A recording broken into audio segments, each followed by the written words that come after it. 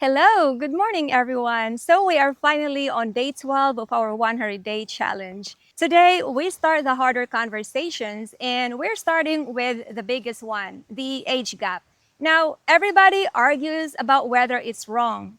That's, to me, the wrong question to ask, and it's why many never learn anything from these disagreements. The useful question is, why does this keep happening here? What does it cause, and who pays? I'm going to give you the whole thing today, the mechanism and the ugly parts. Some of it will annoy the men and some of it will annoy the women. That's good, yeah? But one thing first, and I'm only going to say it once. This is about adults, grown women, full stop. If you came to this country looking at anyone who is not a grown woman, you're not in a gray area, sir. You're not misunderstood. You're a criminal. So leave, yeah? This channel is not for you and never will be. That's the last I'll say about it. Okay, on to the topic. Let's start with the mechanism. Why does this country produce so many of these pairings? Remember in day 7, I told you we date assortatively. Same class, same level, same background. That's not a preference, that's just how it works. And look at this. When Filipinos marry Filipinas, the median age is 28 for women and 30 for men, 2 years apart. That's the local pattern. So when you see 25 and 60, understand you are looking at something outside the pattern, and there's a reason for it. Here's the reason. For a woman at the bottom, the ladder isn't slow, it's closed. She's not marrying the middle class man, let alone the upper middle class one. And on the rare occasion that she does, she'll most likely spend her entire life paying for it because we have a word here, matapobre, looking down on the poor. His mother will remind her quietly and loudly for years that she brought nothing, that he married down, that he could have improved the family, and instead he brought home a pabigat, a burden. Unless she has something that changes the math, like a degree, a scholarship, something that says one day she'll be an asset. Without that, the door is shut. So her whole life, the ceiling is right there above her head and it doesn't move. And then a foreigner walks in and you don't see any of it. You didn't grow up inside the system that ranks her. You can't read her accent, her school, her surname, or her province. To you, she's just a woman. You are the only person in this country who cannot see her class. That's the mechanism. That's the whole thing. And you're not competing with local men. You're standing outside a wall that everyone else can see. And you accidentally became the door. Now, this part will surprise you, and I think it's the most important thing I'll say today. This did not start with you. Long before any Western men came here in any number, we already had this. Rich older Filipino men with young women. We had a name for those men, DOM, dirty old man. Everybody knew what it meant. And the woman, we had a name for her too. Kapit sa patalim. It means grabbing the blade when you're falling. And the only thing within reach is the sharp edge. You grab it anyway because cutting your hand beats hitting the ground. That's what we called a woman who took an arrangement she'd never have chosen if she'd have one other single option.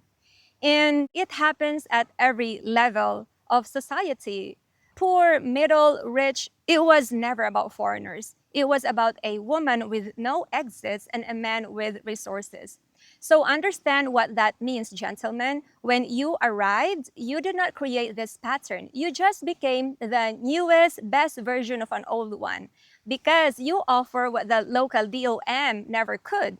Not just money, a passport, a country, a whole different life. And I want to be careful here because kapit sa patalim is one thread, not the whole cloth. It's the desperate end of the spectrum. Plenty of these relationships are nothing like it, but it's real. It's a local pattern and it was here before you. And here's the flip side that you need to be aware of. You didn't just find a door, you became one. Back home, a 60-year-old man on a pension is invisible. Here, that same man is a provider, a catch, a future. Same man, same money, nothing about you change. The exchange rate change. So before you get too comfortable being the prize, you're not being chosen for the reasons a 25-year-old chooses a 26-year-old. You're being chosen for what you unlock. Both of you walked into that room carrying arithmetic. Hers is just easier to see. And let me be very specific with the men coming here on a pension because you deserve a straight answer about who is actually in your pool. There's a whole genre of complaint in the expat forums. Men furious that within months of committing, her family started asking for money. And I read one man recently who took it all the way that utang na loob is fake love, that these women are essentially victims of something like Stockholm syndrome, that a foreign man should never marry here at all. Now, he's not wrong that the requests come. He's right about that part. But watch what he did with it. He took a real observation and wrapped it in contempt for an entire people. And that's the trap I keep warning you about. The right point, carrying a poisoned payload. Take the observation, yes, but leave the poison out. So here's the real version. If you're 65 and living on a pension, the women realistically in your pool are mostly tier one, women looking for an exit. That's not an insult, that's arithmetic. I explained why on day 7. The tier 2 woman with her own income is choosier because she doesn't need rescuing. She's looking for a teammate and she can afford to wait for one. So the sooner you accept who's actually sitting across from you, the better off you'll be, which leaves you with two honest choices. Either you accept it and you decide in advance on a fixed monthly amount you can genuinely afford, and you hold that line without resentment because you knew. Or you don't date at all. You live well on your retirement. You join the communities I laid out on day 11, and you build a life that's full without a wife in it. Both of those are respectable. What isn't respectable is taking the deal, enjoying the deal, and then going online to call her family parasites. And that whole conversation, the family, the money, where the line actually goes, that's for tomorrow. It deserves its own morning walk. Now, before you decide it's all money, let me give you the second reason because it's real and it isn't economic at all. Ask around here and you'll hear the same sentence over and over. An older man won't cheat. And notice she almost always means an older foreigner because think about the local version. We have no divorce. So an older Filipino man is either still married or separated and unable to marry again, which means what should actually be signing up for is being a kabit, the mistress, and no woman wants that word attached to her name. In the younger foreigner, the impression here is that he isn't ready, that he's here to play, whether that's fair or not, that's the read. So she goes older, much older, because she figures at that age, why would he still be playing around, right? Whether that's true, and it isn't always, she believes it. And look at what she's watched. Young men who promised her the world and vanished the second she got pregnant. 15 million single mothers in this country, men who played, men who couldn't stay. And then here's a man who is calm, decided, doesn't play games, doesn't disappear, doesn't need to prove anything to anybody. For a lot of women here, the older man is the first man who was ever steady. That's not gold digging. That's a woman who watched chaos her whole life and finally chose the opposite of it. So hold both. The money is real, the wanting to be safe is real too. Anyone selling you only one of those is selling you something. Now, let me tell you something I have never said publicly before. When I was 23, and honestly, all through my late 20s, I was terrified of men. I couldn't imagine sitting across a table from one on a date. Everyone at my work had signed up with a pen pal agency. You put your name in, they match you with an American who wants to marry a Filipina. So I did it too. And I got matched with a man who was 61. We wrote with each other. He came to visit, and I just stood there and I could not do it. I just couldn't. And my friends were furious with me. absolutely furious because to them, I had just thrown away the exit. But it's what they said that I've never been able to forget. Not, does he treat you well? Not, do you even like him? What they said was, you're being stupid. He's already old. He'll die soon anyway. And then you'll have a better life and you can marry again.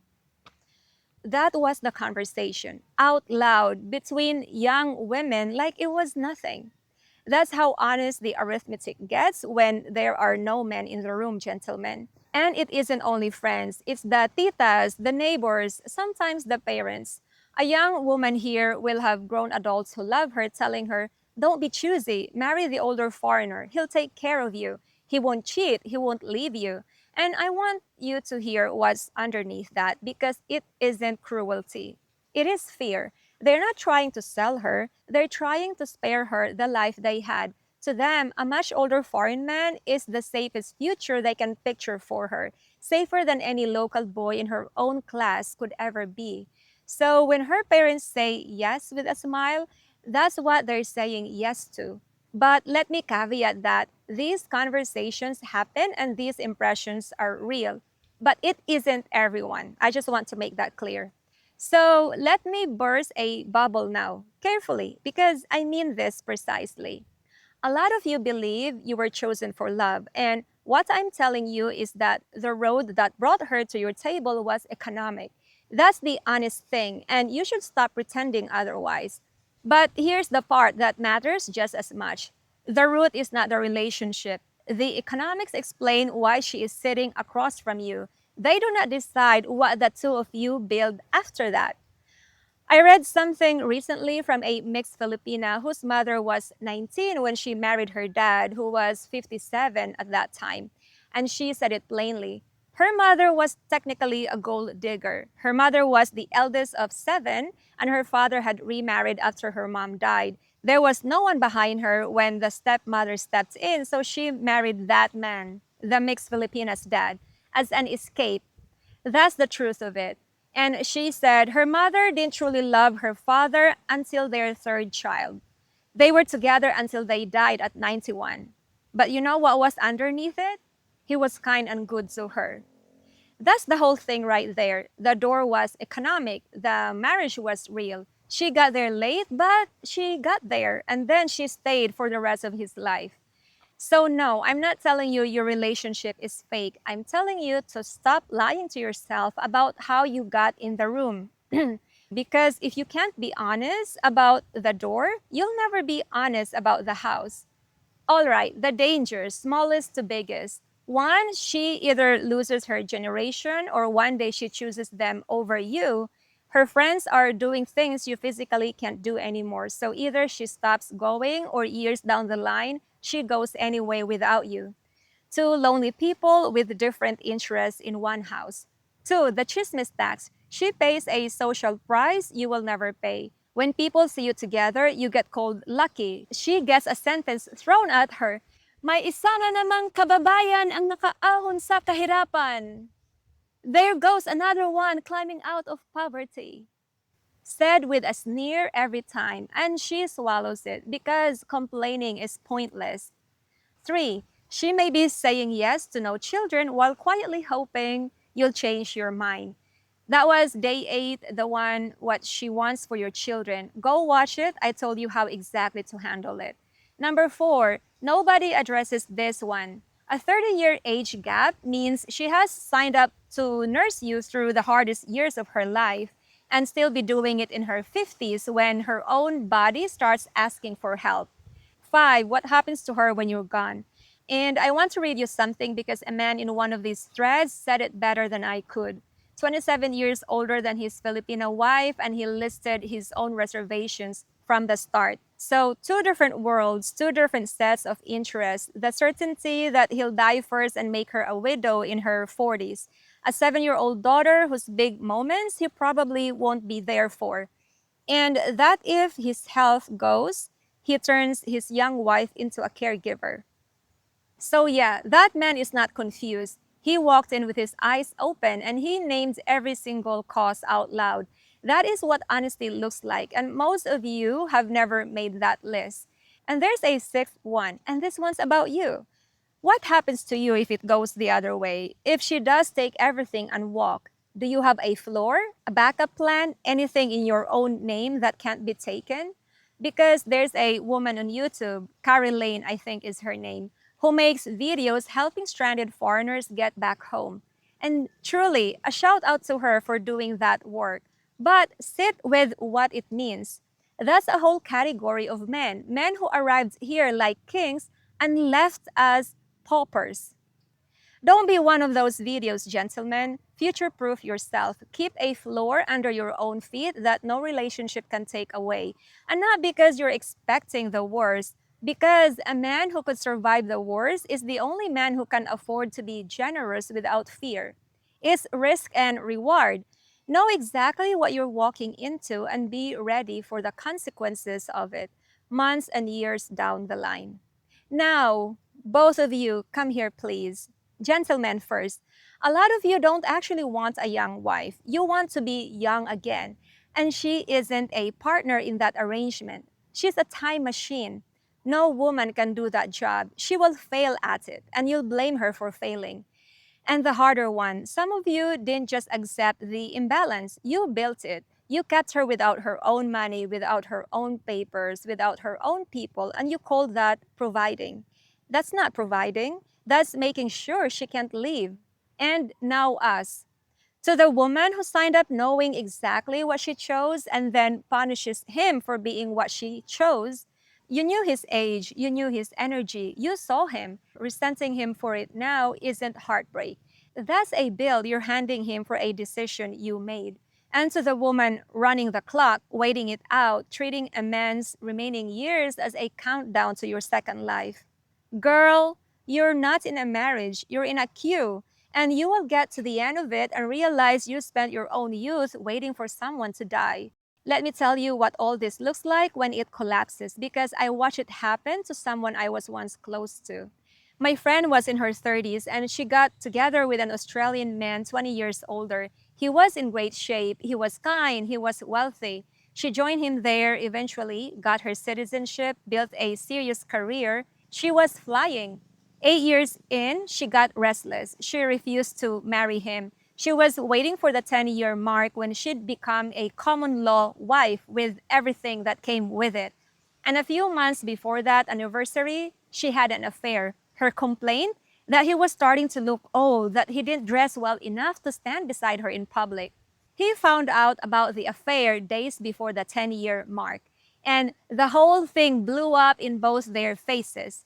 Now, a lot of people would tell you the lesson is that she got money and education and it ruined her. That is not the lesson. The real lesson underneath is this: that relationship was held together by her needing him. And the day she stopped needing him, there was nothing underneath. No friendship, no shared life, no reason to stay that wasn't a visa or a bank account. The dependency wasn't the foundation, it was the glue, and the glue dried out. So let's wrap this up with the only real answer I've got. Every man in a big age gap relationship is quietly terrified of exactly one thing, that she'd leave if she could. So find out. Make sure she doesn't need you, her own money, her own name on something, her own people, her own way to stand if it all goes wrong. And I know for a lot of you, there's no visa in this story at all. You came here, you're staying here, nobody's flying anywhere. Fine. Then it's even simpler. Can she work? Does she have savings you didn't hand her? Does she have people she could go back to? And would she still be welcome there? Is there one single thing in this life that is hers? I know what that sounds. It sounds like handing her the exit. Every instinct you have says, hold the door shut, keep her needing you. That's what keeps her. But that is how you guarantee you will never know. Because a woman who can't afford to leave cannot afford to be honest with you either. Not about the money, not about her family, and certainly not about whether she still wants this. Every true sentence becomes a risk to her survival. You didn't buy security, you bought silence. And from the inside, gentlemen, those two feel exactly the same. A woman who stays when she could go, that's the only proof of love there is. And you cannot get that proof while you're holding the door shut. So today, one honest question each. Nobody's listening but you. Gentlemen, if she could leave tomorrow, no money problem, no visa problem, no shame, nothing to lose, would she? And ladies, if he lost every peso tomorrow and had nothing left but himself, would you stay? Sit with your answer. Tell me below if you're brave enough. Tomorrow, the one that starts more fights than anything else, her family and your wallet. When you should help, when you shouldn't, and where the line actually goes. So for now, come, walk with me.